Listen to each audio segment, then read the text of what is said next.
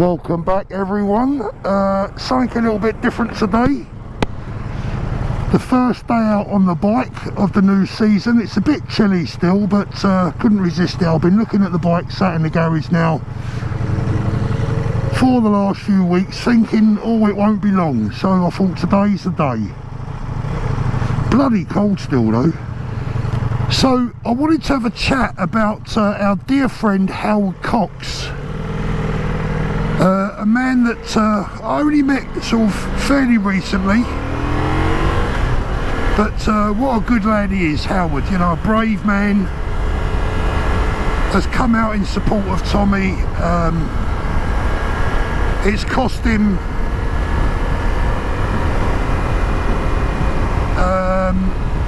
his position within reform. And, you know, I think he knew that that was going to happen. Clearly he knew that was going to happen. But what Howard probably didn't realise is how he would suddenly be almost like stitched up by the mainstream media. And the mainstream media have used Howard quite a lot in the past. As you probably know, he's been involved in, heavily involved and responsible for the Fair Fuel UK campaign, meaning that he saved motorists millions of pounds across the nation. So he's a great man, Howard, a very nice gentleman. Now Nick Ferrari invited him onto his show this morning, and I'll play you the clip and you'll see how Nick Ferrari stitched up poor Howard and left him in a position that well, they know exactly what position they left him in. Let's have a little look at the clip. Unfortunately, what we're seeing is a dictatorship. It's nothing less than a dictatorship. You are thrown under the bus if you criticise anything, and I'm one of those people that have been thrown under the bus, along with people like Ben Habib and now Rupert Lowe. Why were you thrown under the bus, Mr. Cox? What was your, quotes, crime? Well, I agree with most of Reform UK's policies. That's why I stood for them, no problem at all. But there's one that I disagree with, and it's the way they've treated Tommy Robinson. And I stood up for Tommy Robinson, and I got 3 or 4 days before I decided to leave the party a text from Richard Tice, who simply said, Howard, if you continue to support Tommy Robinson, you will be expelled.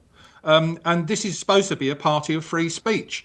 You don't have to support Tommy Robinson. I have to say, why would you want to support this convicted criminal? I'm glad you think it's a laughing matter. He nearly prejudiced a trial. Yes, but we can go on and talk about Tommy Robinson. Well, let's not, because that probably is a separate conversation. So there you go, that's Nick Ferrari, the wonderful Nick Ferrari, who makes out he's you know, a sort of a conservative type, but when it comes down to it, he just cracks on with a mainstream narrative. Why would you want to defend a criminal like Tommy Robinson? He nearly prejudiced a trial. Well, actually, Nick, why don't you do your goddamn homework before you spout your mouth off?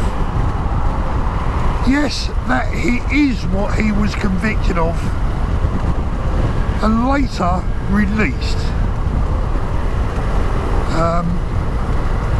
That is what he was convicted of, on a complete and utter stitch-up. Now, Nick, either you're very ignorant and you don't do your homework as a journalist before you open your mouth, or, as I suspect, you're not ignorant, you know exactly the situation over that conviction, and you choose to lie in front of the nation. And in the process, you tried to embarrass a good, honest, decent man who has the nation's respect in Howard Cox. Absolutely disgraceful behaviour and disgraceful journalism, in inverted commas, because that's not journalism, is it? It's more like activism. You are lying in front of the nation to spread and perpetuate a narrative. The Bogey Man narrative. Tommy is the Bogey Man narrative, and they will not allow themselves to drift away from it. It doesn't matter. Do you know what? Where these people are concerned, Tommy could save the world. he could literally could save the world, and they would still harp on about the same old nonsense, because that is what they do. And I feel sorry for Howard, because I tell you now, Howard is an absolutely top guy. It's an absolute honour and a pleasure to have got to know him, to become his friend. Hopefully I can class myself as a friend, someone that Howard trusts. I'd stand by that man in the trenches, because I know he wouldn't let you down. He's a man of honour and integrity, and this is where these people in the mainstream media, that's exactly what they lack. They lack honour and they lack integrity. They are cowards. They would rather spout off with the mainstream narrative than tell the truth or face the truth. Now Nick, this is a message for you, my friend. You want to talk about Tommy Robinson and his convictions? Come on my show and talk to me about it, and I'll explain it all to you. If you don't know, and in all fairness, you might not, you might be another one of those journalists that just repeats a load of old nonsense because that's what you've heard, in inverted commas, that's what you've been told, without doing any research. You might be one of those people that doesn't research something before he talks about it. And if that's the case, well, we'll forgive you, but come on my show or invite me on yours and we'll talk about it. Just like when Nigel Farage accused Tommy of being a woman beater live on TV the other week. A complete and utter blatant lie. If that was anyone else in the entire country, Farage would have had his backside sued and he would have been grovelling with an apology. But because it's the Bogey Man, not a chance. Now you asked Howard, Nick Ferrari, you asked Howard why he has chosen to support Stephen Lennon, Tommy Robinson.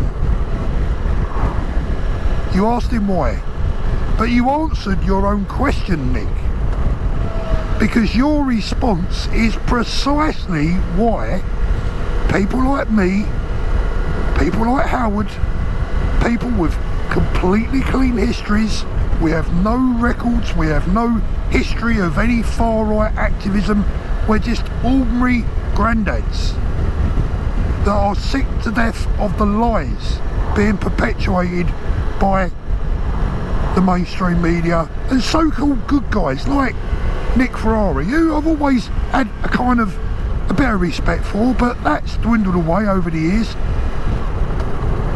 He's just the same as all the rest, no different. So you answered your own question, Nick. And for those that want Tommy Robinson to go away, let me give you the best bit of advice that I could ever give you. If you hate Tommy Robinson, if you despise him for whatever reason, I mean, God forbid someone tries to protect our kids from grooming gangs, right? What a horrible individual that would make them. But let's say you are one of those people. Let's say you're one of those people that prefers child grooming gangs over Tommy Robinson. The best way to get rid of Tommy is to stop lying about him. Because all the time you keep telling lies about him, all the time that you keep trying to make this man out to be something that he's not, you will have good people standing up for him. You will never get rid of Tommy Robinson by lying about him. All you do is perpetuate his fame and his cause. And that's the truth. So I am on the South Downs heading in towards Brighton. It's funny, when you get on a bike, even though I've been riding a bike for God knows now, I don't even want to think about it, 40 odd years. Even though I've been riding a bike for all those years, when you haven't been on the saddle for sort of 6 months, you know, I'm a fair weather rider. I never ride my bike in the winter, I've got no need to. So when you get back on the bike after 6 months out of the saddle, it takes you an hour just to get used to the balance again and, you know, just to feel your way back into it. You never forget, but you do have to remind yourself where all the buttons are and everything else that goes with it. Look at that, I don't know if you can see that, but right in front of me, right down there, is the sea. It's beautiful here when the sun comes out, so it's beautiful here about 20 days a year, I suppose. So if anyone's wondering what bike I'm riding, it is the Ducati Multistrada V4S. Probably, I would say, the best motorcycle that I've ever owned, if I'm honest. I mean, there's been some fantastic motorcycles over the years. I can't even begin to think how many motorbikes I've owned, from Harleys, Kawasaki's, MV Agustas, Ducati, BMW, Yamaha, just everything. I mean, I've owned pretty much everything. But as an all-round bike, this Multistrada V4S is just phenomenal.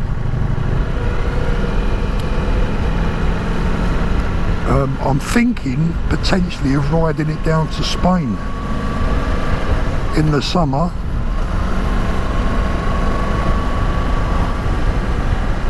So look, finishing off today, going back to our friend Howard, please do me a favour, show that guy the love and respect that he deserves, because we're always saying that it's time to put your head above the parapet. Howard isn't a young man like me. I mean, he's older than me, Howard.